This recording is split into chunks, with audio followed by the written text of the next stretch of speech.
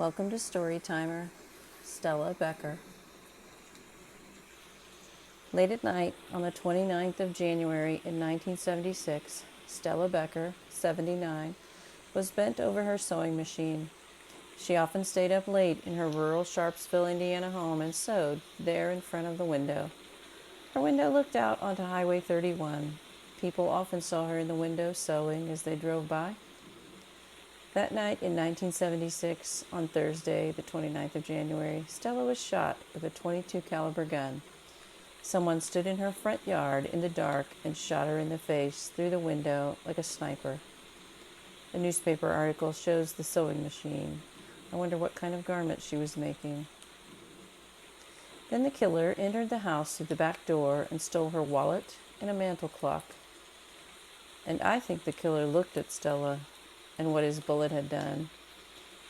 I also think the killer was Danny Rouse. Why do I think that? Because in September of 1974, Danny Rouse killed Nellie Mae Mikesell's, sniper style, as well.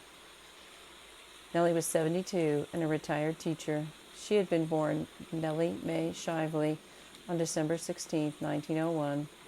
She had grown up and lived all her life not far from where she lived now on a rural farm near Culver in Winamac, Indiana. She had been a widow for a few years since losing her husband Clyril in 1969, but she persevered. She kept going. She was strong, like so many other women who lived in rural Indiana. She had children and grandchildren, some near and some far across the country. She was sitting inside the house in her rocking chair on September 9, 1974. Her chair was next to the window. As she sat peacefully in her own home, someone crept up close to the house. They aimed through the window at Nellie's head. They pulled the trigger. The shooter then broke into the house. But he didn't take anything from this house. Police theorized that he just wanted to see what his .22 caliber bullet had done. Then the shooter left. A delivery person came upon the scene later and called the police. Shockingly, Nellie still had a pulse. She was taken to the hospital in South Bend. She tragically passed away the next day. Decades would pass until her murder was solved. Danny Rouse confessed to killing Nellie Mae Mikesell's in 2006 to save himself from the death penalty after he had murdered Stephanie Wagner in Winamac. A plea bargain was struck because he closed two old cases, Leila Hildebrandt and Nellie Mikesell's. I just found Stella Becker's case while digging through newspaper archives online. I've already contacted authorities in Indiana with my theory even before I wrote this blog post. I just couldn't wait. But police in 1976 didn't know what we know now about Danny Rouse. The police arrested a suspect in 1976, Randy Lee Landrum. He was 18. He pled not guilty to first-degree murder. Later, he changed his plea to guilty to second-degree murder. The clock and a ring were supposedly found at his home. They did not find the wallet, but I can't help but think that he might not have been guilty. It was said that robbery was his motive and that he used to be Stella's neighbor.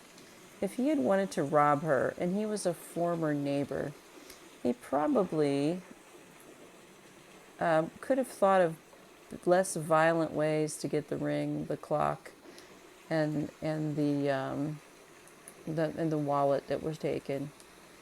And what 18-year-old steals a mantel clock?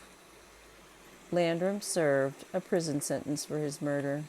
He was later released and married, and he passed away in 2004. We know sometimes people are falsely accused and falsely convicted. That might have happened here. I could be wrong. I could be way off. But this crime seems so much like Nellie Mikesell's murder that I firmly believe that this might be another one that Danny Rouse is actually responsible for. There's no such thing as a part-time serial killer. It's all they think about. It's all they want to do. One of my theories about Rouse is that he liked seeing the devastation and the aftermath. If Rouse did this and Landrum was innocent, Imagine Rouse watching the trial of an innocent 18-year-old kid all through 1976 as it played out in the newspapers. But we may never know. Rest in peace, Stella Becker.